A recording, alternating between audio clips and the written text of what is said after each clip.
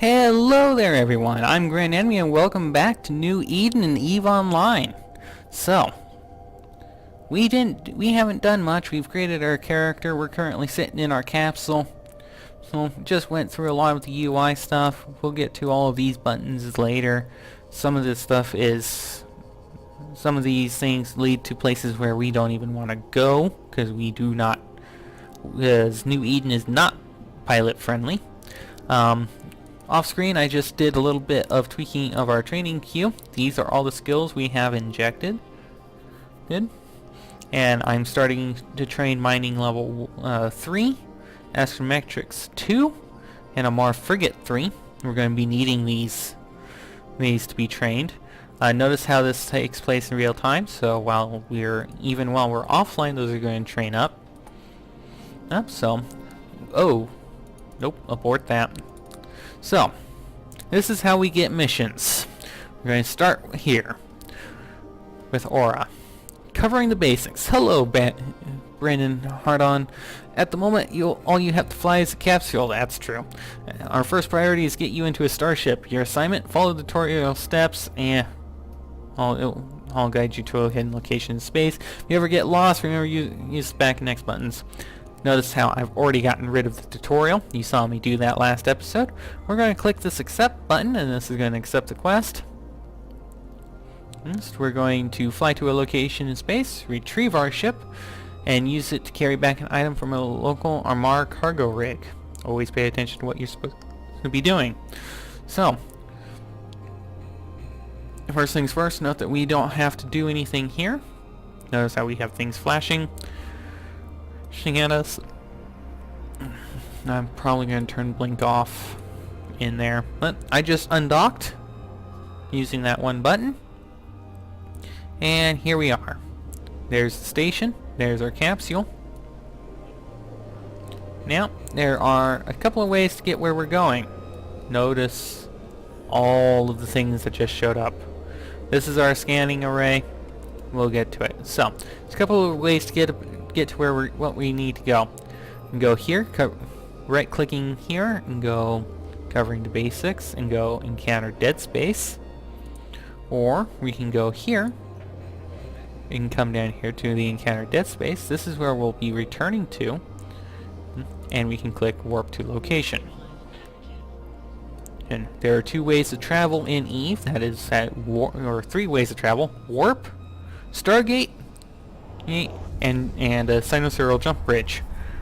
Sinusoidal jump bridges are an advanced game mechanic used by Titan pilots and caps and subcaps, BCs, battle cruisers, and other stuff. So this is not instanced to us. However, this is one of our objectives, where it is to board this ship, and we have ourselves a ship, and this is an Imperator. Or Imperior. There we go. I said something correctly, people. This is our training ship. It is very small. Showing our info here. This is ours now. Very basic, very small. We have, ship characteristics. This is a small ship, primarily fitted with small modules.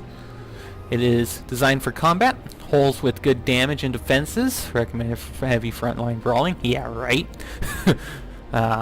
You've got 125 shield, 200 armor, and 220 structure, or hull. This is a good field for modules that do field destabilization. This is probably used more if it had a application in fleet combat. It would probably be used as some sort of warfare link or logistic ship. Energy turrets. This is what Amar specializes in, so all of their ships are going to specialize in energy turrets. It's a really good thing. Now keep in mind that it says it deals EM and thermal damage types. There are 4 damage types in EVE Online. Electromagnetic, or EM, thermal, explosive, and kinetic.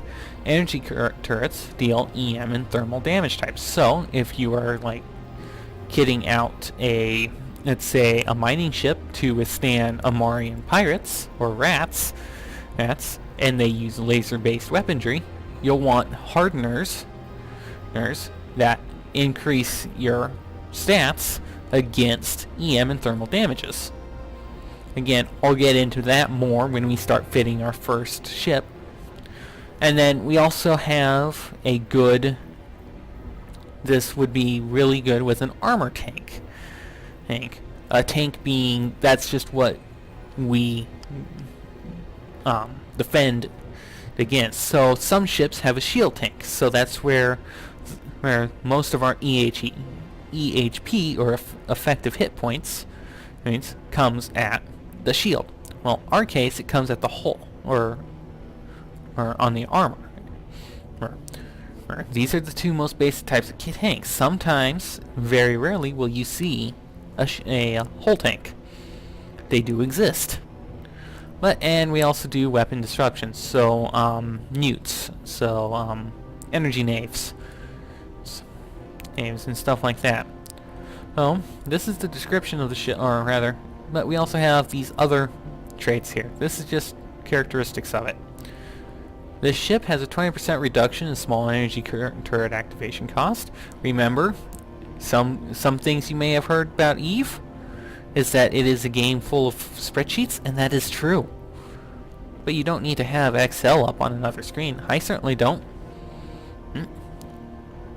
Anyway, our roll bonus here is a 20% reduction in small energy turret activation cost. So that's referring to our capacitor down here, which provides power to all of our modules that we have installed. 10% bonus to small energy turret damage, so that is a raw modifier applied to all damage that we output using small energy turrets. Also, a 15% bonus to tracking disruptor effectiveness. So that means if we had a tracking disruptor installed, that it would have a raw plus 15% to its effectiveness. So it would have, I'm trying to think of the best way to explain this. It would be 15% more effective at disrupting someone else's, so the person you're targeting, target on you or another player that you are protecting or helping. Then we also have an 8% raw bonus to all armor resistances. Okay. That is this ship. It's very basic. We have on here, we have 2 high power slots, 2 medium power slots, and 2 low power slots. And I think we have enough calibration. No, we have no calibration, so we cannot put on any fittings or any rigs. So have CPU and power grid. Those are fairly self-explanatory. Your CPU is, these are things we do actually have to pay attention to in addition to the capacitor. Attributes, this is how much structure we have. This is our whole capacity, or our cargo capacity. So if I were to find, I'm going to have to reorder that. Again, I like to have this down here and pinned. Okay. So we have a total of 115 cubic meters in here. I have a drone bay, which is highly unusual, of 5 cubic meters. And we can run one drone with a bandwidth of 5 megabits per second. Have a total mass of 1.1 million kilograms. This is our volume, so this is how much space it would take up in our hangar, which is unlimited on a station. Both as it is right now with us in it, or packaged, unflyable. Our inertia modifiers, armor hit points, our resistances. So notice how we have a couple of additional resistances here. Shield capacity. Notice how we have a 50, 40, 20, and 0. And those resistances. We have a 140 gigajoule capacitor with a total recharge time of 70 seconds. We can target objects at 25.5 kilometers maximum. Have a total of 3 locked targets. Right now, due to our skills, we can only target 2. Have a signature radius, yes, of 5 meters. A scan resolution of 485 millimeter. I don't remember what mm stands for. And we have a sensor strength of 6 points. Again, I'll get into this stuff later. Maximum velocity of 345 meters per second, really fast. Ship warp speed of 3 astronomical units per second. And that is the speed at which we'll go back to the station. Anyway, this big thing, I'm sure you're wondering back here, is an activation gate. We're going to approach this. Or probably not, I guess. Anyway, this is going to shoot us off into an area. These things... there it is. Activate gate. It's going to activate our warp drive. And we're going to shoot off into space. Okay. This is how you get into missions. Certain missions. This is how they instance missions. And will shoot you in using those activation gates to areas that you cannot approach. Alright, so I know what I'm doing here. I'm going ahead and approaching. But anyway, those activation gates are key nodes to mission areas. So like here, we know from our mission overview we were supposed to pick something up from an Omar cargo rig, and that's this here, this token of submission. Easy as moving it in here. Here, you can only open the cargo of something within 2,500 meters of it. Now that we're done here, we can go back and we can go and click dock, which is going to automatically realign our ship to where the station is.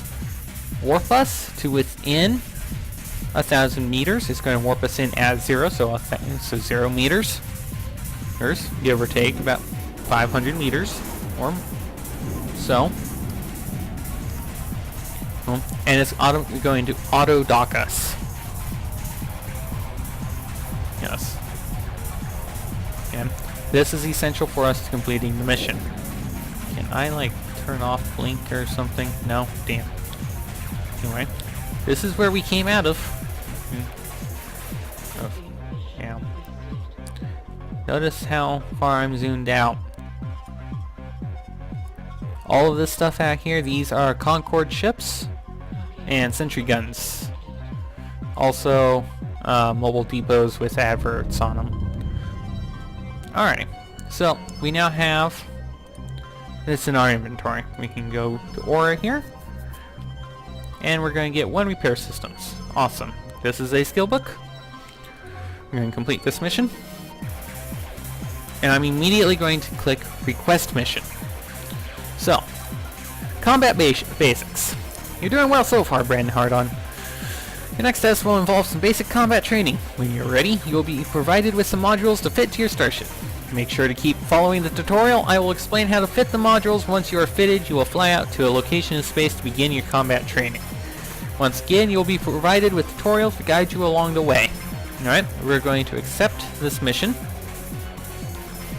Going to close this. I'm going to move this to our item hanger. Now, we got this awesome skill book.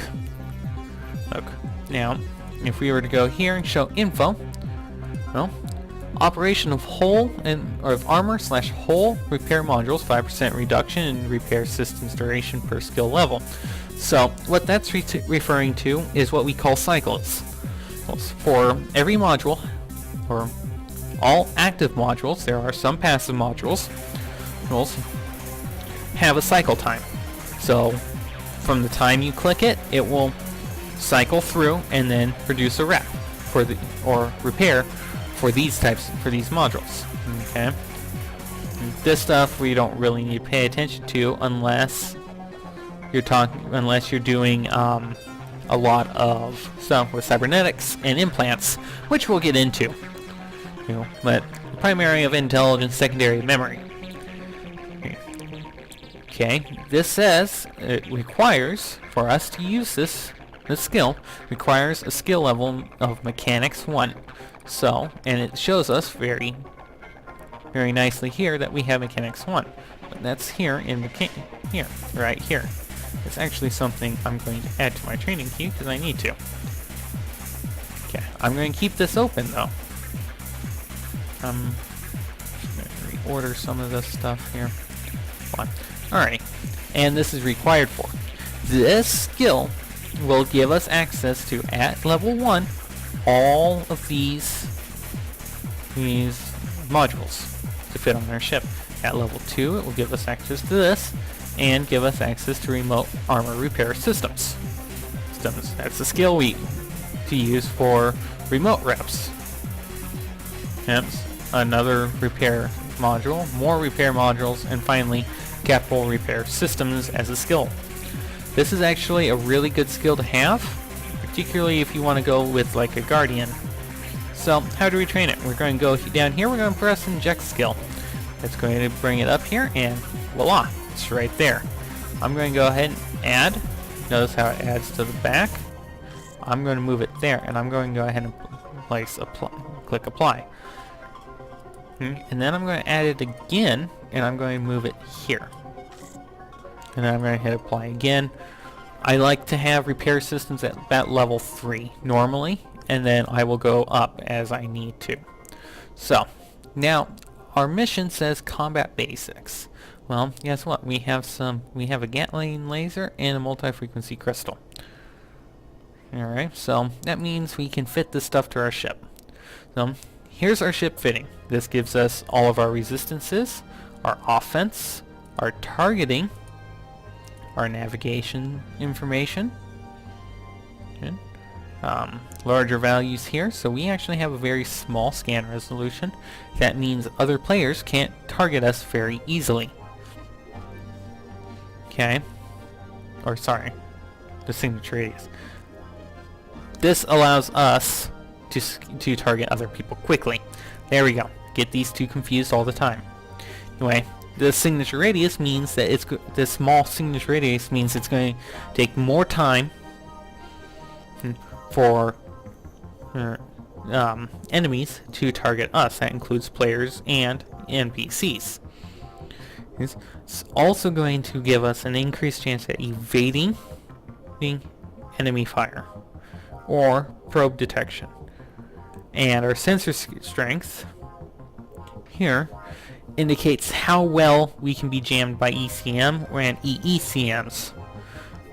Okay.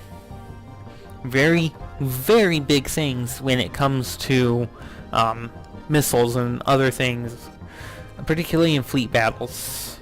When there's a lot of jamming going on, and we can have a total of 3 max locked targets. Okay, navigation and inertia modifier. This affects our acceleration, turning speed. Okay, our tonnage and our ship warp speed. And here shows our non-warp speed. Okay, offense. There's nothing there yet. Here is our effective hit points, 616 hit points total. Okay, which is not what 4, 5, yeah. Okay, this includes all of these resistances. So we're getting a little bit of active resist here, or passive resist, just from the ship. Having a 50% electromagnetic damage resist, 41% thermal resist, what is that, 31% kinetic, and a 27% explosive resist on our armor, in addition to a 20% resist to thermal, a 40% kinetic and a 50% explosive to shield, and 0% to EM. And then our hull has zeros. And then we have offense, nothing here yet, but it breaks it between launchers, turrets, and drones. This is a turret, it is not a launcher. Sure, a launcher would be used for like missiles. And then we have our capacitor. And its delta change and its change. Okay, its recharge. So this screen, as up here, all of these slots are high powered slots. These open circles indicate that we have 2 turret hardpoints open or a launcher hardpoint open. But we only have 2 high-powered slots. You can have as many. Some ships have all of these slots open. Same here. We only have 2 of these mid-power slots, but could possibly have in other ships all of these open. Same with low power. Every ship is different. Then over here we have rigs, and don't quite remember what goes in here. But I think all of this is rigging. Jury rigs and stuff that help increase. Okay. Then we have our CPU and power grid. Now, if cargo bay and our drone bay. Now, if I were to come up here and show our info on this Gatling pulse laser, okay, fitting, you see that it's going to require a high power slot, so it's going to use one of these. Okay. This, somewhere in here, it should indicate that it is a turret. Okay. It's going to use 2 tera TF of our CPU and 5 megawatts of our power grid. Okay. But there's more considerations to this, because it is used with various T1 crystals. We have a multi-frequency crystal. Okay. Also have these gamma, infrared, microwave. All of these affect the various damage output, optimal, and fall-off ranges of this one weapon. Okay. Notice we can also bring in faction crystals as well. Focuses. Okay. There's also various variations of it. We'll be getting a better one later. Here. This is what it's produced by, Gatling Pulse Laser 1 blueprint, and this is what it takes to produce one with that blueprint. Okay. This is its attributes. In here we have a tech level 1. Accuracy fall off 1,000 meters. Yeah. Uses a small charge. Its activation cost is 1.82 gigajoules. That means when we fit it, we're going to be using 1.82 gigajoules out of this delta change, out of this recharge rate of 5. Okay, that means our capacitor will still be stable. It's going to increase the structural hit points by 40. It's going to cycle every 2.1 seconds. Hence, if we were to overload this module, it's going to output an additional 15% and damage at the cost of 0.6 hit points, which is applied directly to its structure of 40 hit points. Okay. And for this overload stuff, it requires a thermodynamic skill level of 1. Okay. Also, this turret has a damage modifier of 1.5x. Its optimal range is within 4,200 meters, and it is used with a frequency crystal and has a signature resolution of 40 meters. Okay. There is a lot of information here, but it's all very basic. So I'm going to go ahead and drag and drop this. This shows that we have a fall-off range within 5,200 meters and an optimal range within 4,200 meters. Keep those numbers in mind. Also note that we still have 85.6% of our capacitor.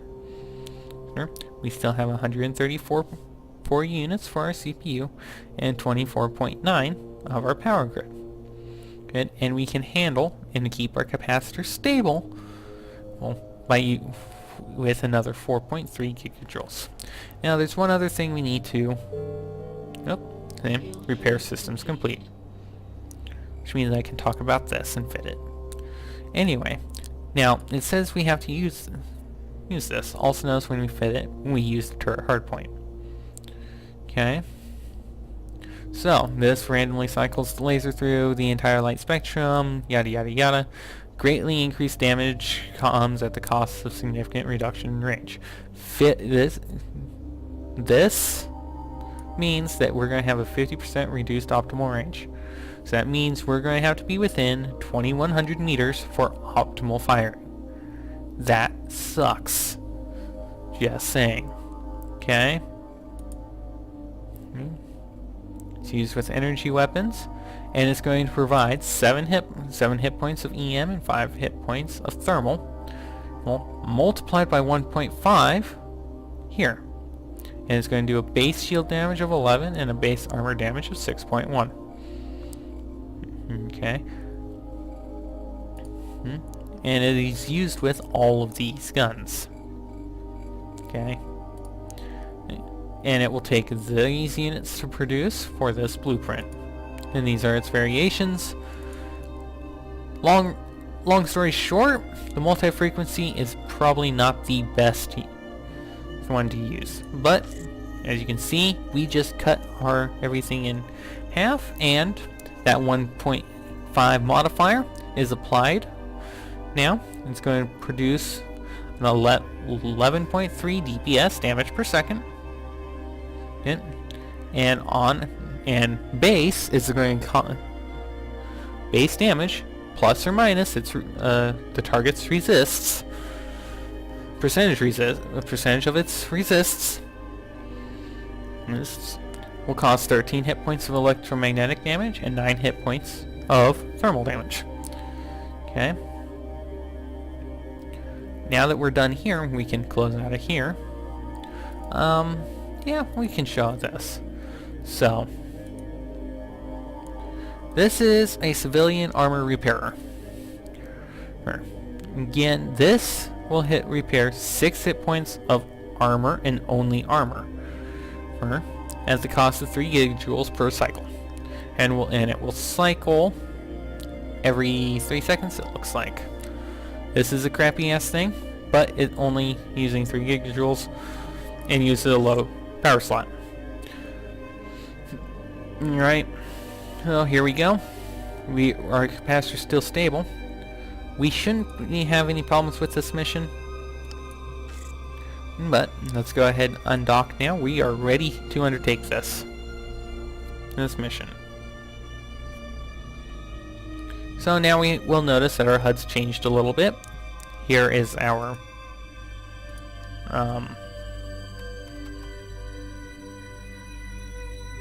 let's see here.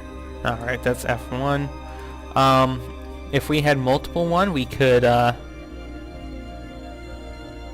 stack them together and create a firing group, which we will do at a later point.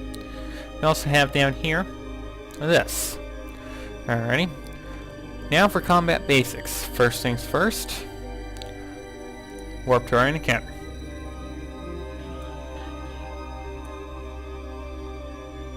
Okay. These green things here, these are other players. These are people that are here in chat. Just Duke Dustwalker, we just passed. And Valaire Silas, or Chariza. And we also saw this person. Okay. Warp effects are awesome. Yes, they are.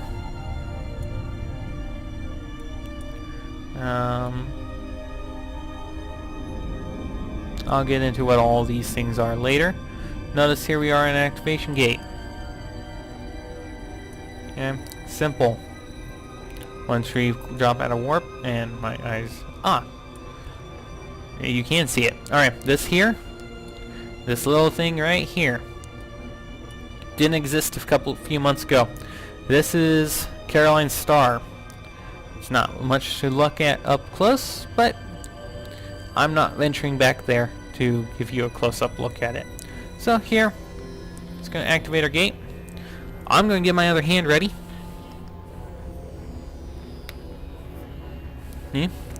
So I can go in. You can so this here is our overview. This is going to show all other players and all of the celestial bodies and stuff. That star is really damn bright. Alright, so what do we have here? Alright, so now I know from this that this is what we're going to destroy. I'm going to keep this at range of 25. It's going to be a little bit out of our thing, but I'm going to control click on this. This is going to lock it. Alternatively, you could right click and say lock target, as it is now unlock.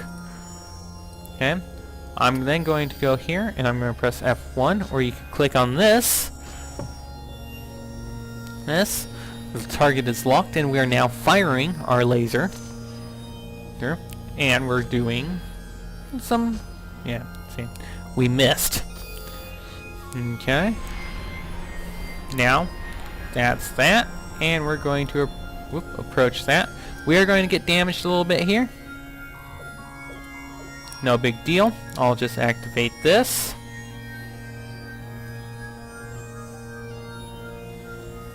Yes, and we will move on. Keep in mind that shields regen over time, armor doesn't, unless you are being either repping yourself or remote repping or being remote repped. Alrighty. Yeah, I'm just gonna wait for our armor to fully regen here. Click again to deactivate the module. Activate the gate. The safety, I'm actually going to go ahead and go down to partial safety, just to be on the safe side. I doubt we're going to get any PvP action. So now we're going to come up against actual... Okay. Interference from warp. We're going to do that, and then I'm going to orbit you like so. But I'm going to hold off from firing because it is way outside of our optimal range. Another way we could view this is to say, show it here. Optimal range is like so. We're getting hit for 2 damage, but we're hitting for quite a bit on him. Now we could show your info.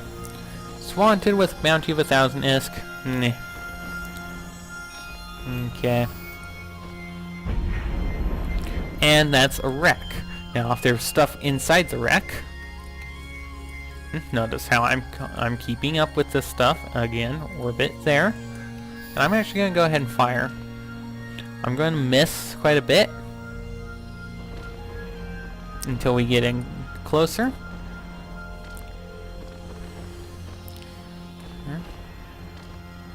But it drops a wreck. This is a wreck. Okay. And that is a wreck. And that should be the mission done. Now there is nothing for us here. So I'm going to turn this back off. I am really hoping to get out of the system really quick for you guys, because that star is really freaking bright. Anyway, keep in mind that every time you dock, your shields auto-regen completely, so that when you come back out, you will have full shields. Your armor doesn't unless you repair it in station or have remote, or have a friend remote rep you, or land reps for yourself using your self reps. Now up here, for firing upon those, for being fired upon and firing upon those NPCs, we get this non-capsular log off timer. Now this doesn't mean you can't log off. You can still log off. However, your ship will remain in space on your log off until that timer expires. In other words, your ship is vulnerable to enemy fire as long as that timer is active. So, always keep that in mind. It is a, it's what, a 5-minute timer? Anyway, now we've got this. Now we get this small armor repairer. This is where things have problems. So if we show our info here, okay, this thing uses 40 gigajoules. Okay, but it repairs 69 hit points of armor compared to our 6. Okay, and it activates every 6 seconds. So, for example, we're stable with the civilian armor repair. If we were to put this on, notice how we will deplete our capacitor in 28 seconds, hence if all of our modules are active at the same time. This is a problem. That means you can only get a few remotes off, a few repairs off. You can only land a few repairs before your capacitor is depleted. You don't want your capacitor depleted. But at the same time, we really aren't that bad on the capacitor recharge at only a negative 2.7 gigajoules. So we're actually going to go ahead and keep this on there. And yeah, you know what? Trash it. No one's going to want to buy it. Just saying. I really wish I could turn that thing flashing off. It's annoying me. Right, double click on you again. Okay, we now got another mission. And, alright. Now we're going to be flying out, and we're going to be grabbing a pilot certification from the Mania. Yep, and bringing it back with us. Okay, and if we complete this mission, we will get 500 ISK. Yay, 500 ISK. You know what that buys? A bullet. Not even a frequency crystal. So we're going to go ahead and accept that mission. Now this is a little bit different. Now we're going to be flying to another star system. So everywhere we've been flying so far has been within this system. Now we're going to be flying to another system. Notice how we don't have warp. We have a set destination. It's going to come up with this route. It's one jump.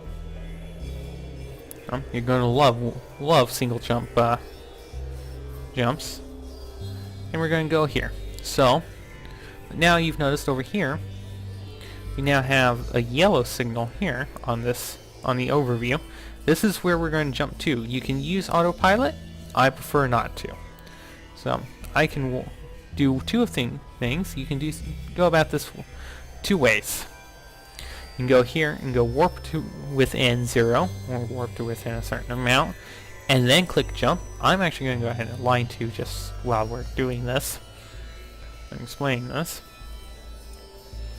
I'm going to explain why you want to align. Now our ship actually shows this laser on here. Notice how we are pointed straight at that Stargate and traveling at max speed. Okay. Now the other way we could do this is go warp to within here, or we can align to and get out of there. Or we can press jump, or again right click and press jump. I'm going to use this. That's just the D key on our keyboard. Okay, and I'm going to say goodbye for the moment. I will meet you guys over in the other system. See you there. This is Grand Emmy signing off.